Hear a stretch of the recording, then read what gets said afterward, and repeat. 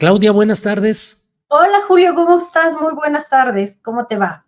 Bien, afortunadamente, iniciando bien y de buenas esta semana, en este lunesito, así es que, y más, en espera de a ver qué nos vas a platicar en esta ocasión, donde, como siempre, eres bienvenida, Claudia. Gracias. Gracias, querido Julio. ¿Qué les parece si platicamos del Premio Nobel de Economía que se dio a conocer en la madrugada, Julio?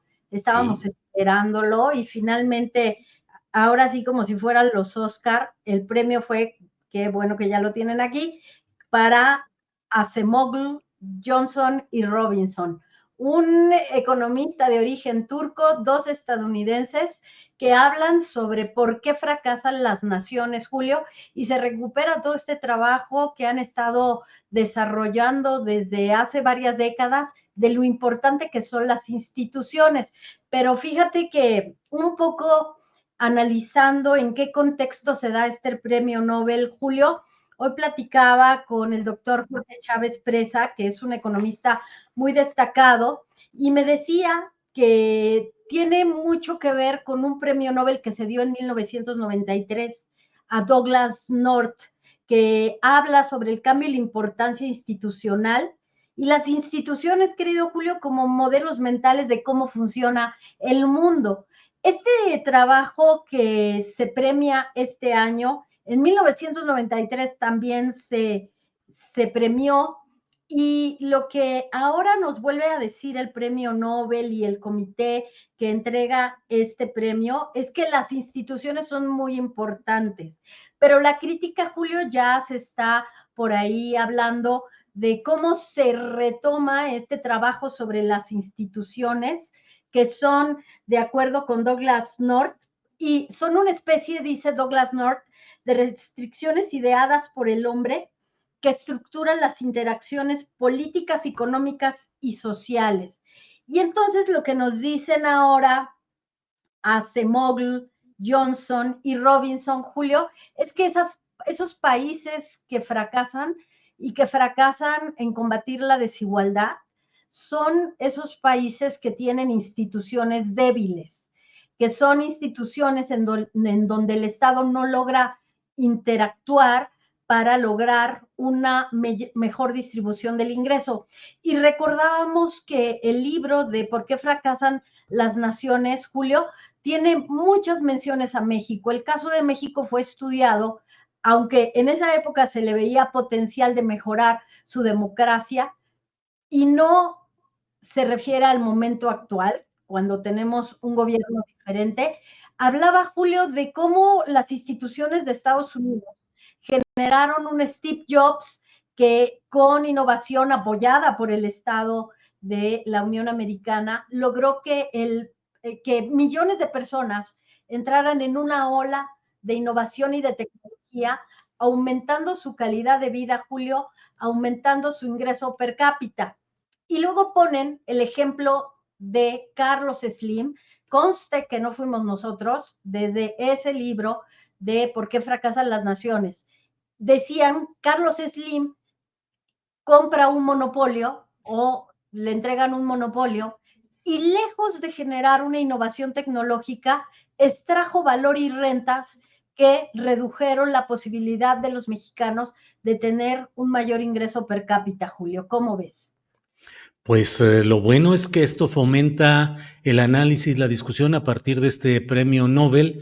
Los libros de los autores están ya circulando por aquí con todo este tipo de comentarios y pues es fundamental el que tratemos de incrementar la cultura en materia económica, que la verdad entre en el periodismo, no en ti, que sé, además de los cursos que realizas de actualización y todo lo que está siempre conociendo los términos y las doctrinas y los cambios legales, pero en muchos de nosotros hay una cabalgante incultura económica que nos hace que no entendamos los procesos y los fenómenos que son tan importantes o a veces hasta más que lo político y a veces no los logramos visualizar. Por eso es la importancia de estos análisis, libros y premios, Claudia. Fíjate, Julio, que yo quería comentarles, porque se me hizo súper interesante, a Douglas North le dan el premio Nobel en 1993. ¿Y qué pasaba en 1993, Julio? Terminaba la llamada década perdida en América Latina, la crisis de deuda, y terminaba con la necesidad de los organismos multilaterales de ajustes estructurales en las reformas económicas, de controlar la inflación, del crecimiento económico desigual, apertura comercial y globalización y combatir la pobreza. Llegamos al premio Nobel en 2024 con muchos retos parecidos y se recupera porque, como tú decías, puede ser que no se entienda que las instituciones cruzan o están atravesadas transversalmente por las dinámicas políticas. Pero fíjate lo que decía Douglas North, los políticos crean instituciones sobre bases ideológicas imperfectas que no logran maximizar las ganancias.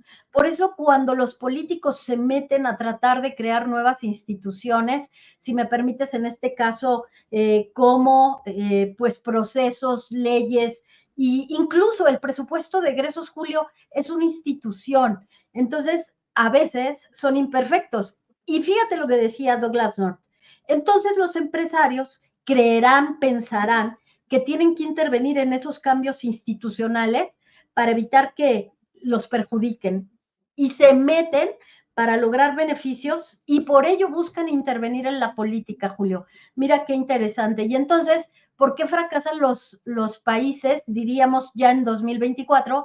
Pues porque el poder político y el económico no deben estar juntos, porque es la democracia la que respira en las instituciones, Julio.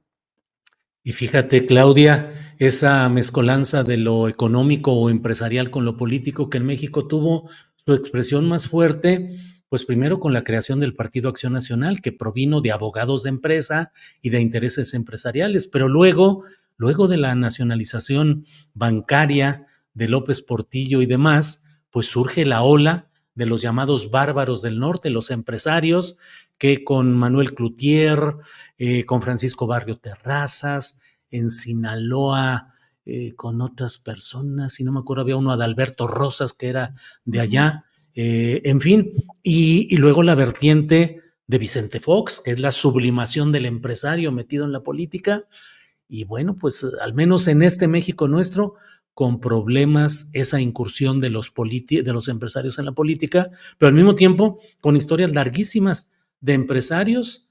Pienso en políticos convertidos en empresarios, pienso en Carlos Han, pienso en muchos personajes parecidos. Jesús Vizcarra, ¿no? Claro. Y todos estos empresarios, Julio, los Burs, desde Bachoco, Sí, metidos en la política.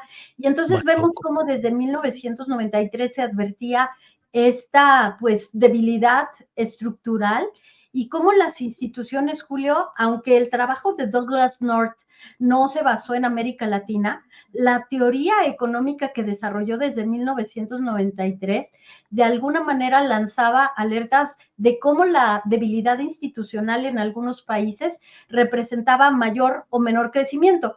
Y Estados Unidos, ya sabemos, con todos sus problemas, Julio, con toda la crítica expansionista que busca llevar a América Latina, bueno, se esfuerza en que sus instituciones sean más fuertes y ya lo veremos a ver qué pasa en las elecciones, Julio, pero vale mucho analizar nuestra democracia a la luz de estas teorías que ganaron el Nobel en 1993 y ahora en 2024, Julio, cuando pues se habla mucho de populismo y de cómo hay que fortalecer las instituciones, pero que no sean solo los modelos que vienen de Estados Unidos ni de los premios Nobel, sino que también nosotros pensemos qué clase de instituciones queremos, Julio. Bien, Claudia, pues muchas gracias.